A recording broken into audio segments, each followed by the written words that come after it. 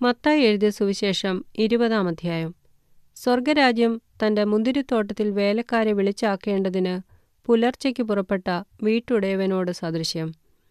വേലക്കാരോട് അവൻ ദിവസത്തേക്ക് ഓരോ വെള്ളിക്കാശ് പറഞ്ഞൊത്തിട്ട് അവരെ മുന്തിരിത്തോട്ടത്തിൽ അയച്ചു. 3-ാം മണി നേരത്തും പുറപ്പെട്ടു. മറ്റു ചിലർ ചന്തയിൽ മിനക്കെട്ട് നിൽക്കുന്നത് കണ്ടു. നിങ്ങളും മുന്തിരിത്തോട്ടത്തിൽ പോകുവിൻ, ന്യായമായത് തരാം എന്നവരോട് പറഞ്ഞു. അവർ പോയി. അവൻ 6-ാം മണി നേരത്തും 9-ാം മണി നേരത്തും ചെന്ന് അങ്ങനെ തന്നെ ചെയ്തു. 11-ാം മണി നേരത്തും ചെന്നു. മറ്റു ചിലർ നിൽക്കുന്നത് കണ്ടിട്ട്, നിങ്ങൾ ഇവിടെ പകൽ മുഴുവൻ മിനക്കെട്ട് നിൽക്കുന്നതെന്ത് എന്ന് ചോദിച്ചു. ഞങ്ങളെ ആരും കൂലിക്ക് വിളിക്കായ്കൊണ്ടത്രേ എന്നവർ പറഞ്ഞപ്പോൾ, നിങ്ങളും മുന്തിരിത്തോട്ടത്തിലേക്ക് ചെല്ലുവീൻ എന്ന് അവരോട് പറഞ്ഞു. സന്ധ്യയായപ്പോൾ മുന്തിരിത്തോട്ടത്തിന്റെ ഉടയവൻ തന്റെ വിചാരകനോട് വേലക്കാരെ വിളിച്ചു, പിമ്പന്മാർ തുടങ്ങി മുമ്പന്മാർ വരെ അവർക്ക് കൂലി കൊടുക്ക എന്നു പറഞ്ഞു. അങ്ങനെ 11-ാം മണി നേരത്തു വന്നവർ ചെന്ന് ഓരോ വെള്ളിക്കാശ് വാങ്ങി. മുമ്പന്മാർ വന്നപ്പോൾ തങ്ങൾക്ക് അധികം കിട്ടും എന്ന് നിരൂപിച്ചു. അവർക്കും ഓരോ വെള്ളിക്കാശ് കിട്ടി. അതു വാങ്ങിയിട്ട് അവർ വീട്ടുടയവന്റെ നേരെ പിറുപിറുത്തു, ഈ പിമ്പന്മാർ 1 മണി നേരം മാത്രം വേല ചെയ്തിട്ടും നീ അവരെ പകലത്തെ ഭാരവും വെയിലും സഹിച്ച ഞങ്ങളോട് സമമാക്കിയല്ലോ എന്നു പറഞ്ഞു. അവരിൽ ഒരുത്തനോട് അവൻ ഉത്തരം പറഞ്ഞത്, സ്നേഹിതാ, ഞാൻ നിന്നോട് അന്യായം ചെയ്യുന്നില്ല. നീ എന്നോട് 1 പണം പറഞ്ഞൊത്തില്ലയോ? നിന്റേത് വാങ്ങിപ്പൊയ്ക്കൊള്ളുക. നിനക്ക് തന്നതുപോലെ ഈ പിമ്പനും കൊടുപ്പാൻ എനിക്ക് മനസ്സ്. എനിക്കുള്ളതിനെക്കൊണ്ട് മനസ്സുപോലെ ചെയ്യുവാൻ എനിക്ക് ന്യായമില്ലയോ? ഞാൻ നല്ലവനാകൊണ്ട് നിന്റെ കണ്ണു കടിക്കുന്നുവോ? ഇങ്ങനെ പിമ്പന്മാർ മുമ്പന്മാരും മുമ്പന്മാർ പിമ്പന്മാരും ആകും. യേശു യെരുശലേമിലേക്ക് യാത്ര ചെയ്യുമ്പോൾ 12 ശിഷ്യന്മാരെയും വേറിട്ട് കൂട്ടിക്കൊണ്ട് വഴിയിൽ വെച്ച് അവരോട് പറഞ്ഞത്, നാം യെരുശലേമിലേക്ക് പോകുന്നുവല്ലോ. അവിടെ മനുഷ്യപുത്രൻ മഹാപുരോഹിതന്മാർക്കും ശാസ്ത്രിമാർക്കും ഏൽപ്പിക്കപ്പെടും. അവർ അവന് മരണശിക്ഷ കൽപ്പിച്ചു.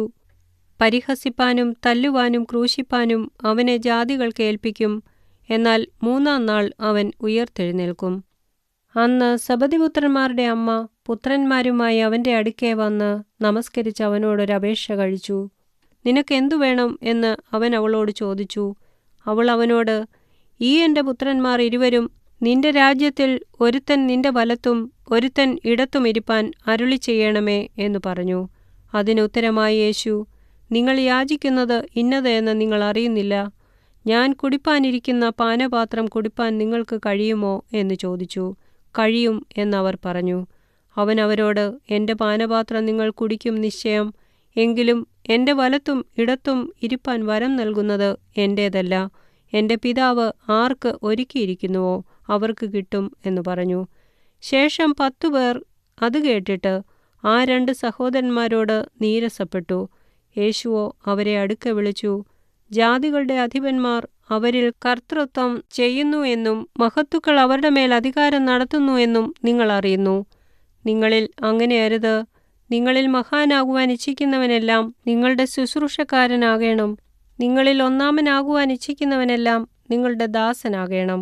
മനുഷ്യപുത്രൻ ശുശ്രൂഷ ചെയ്യിപ്പാനല്ല, ശുശ്രൂഷിപ്പാനും അനേകർക്കു വേണ്ടി തന്റെ ജീവനെ മറുവിലയായി കൊടുപ്പാനും വന്നതുപോലെ തന്നെ എന്നു പറഞ്ഞു. അവർ എരിഹോവിൽ നിന്ന് പുറപ്പെട്ടപ്പോൾ വലിയൊരു പുരുഷാരം അവനെ അനുഗമിച്ചു. അപ്പോൾ വഴിയരികെ ഇരിക്കുന്ന 2 കുരുടന്മാർ യേശു കടന്നുപോകുന്നത് കേട്ടു. കർത്താവേ, ദാവീദ് പുത്രാ, ഞങ്ങളോട് കരുണ തോന്നേണമേ എന്ന് നിലവിളിച്ചു. മിണ്ടാതിരിപ്പാൻ പുരുഷാരം അവരെ ശാസിച്ചപ്പോൾ അവർ, കർത്താവേ, ദാവീദ് പുത്രാ, ഞങ്ങളോട് കരുണ തോന്നേണമേ എന്നധികം നിലവിളിച്ചു. യേശു നിന്ന് അവരെ വിളിച്ചു, ഞാൻ നിങ്ങൾക്ക് എന്തു ചെയ്യണമെന്ന് നിങ്ങൾ ഇച്ഛിക്കുന്നു എന്ന് ചോദിച്ചു. കർത്താവെ, ഞങ്ങൾക്ക് കണ്ണ് തുറന്നു കിട്ടേണം എന്നവർ പറഞ്ഞു. യേശു മനസ്സലിഞ്ഞ് അവരുടെ കണ്ണു തൊട്ടു. ഉടനെ അവർ കാഴ്ച പ്രാപിച്ച് അവനെ അനുഗമിച്ചു.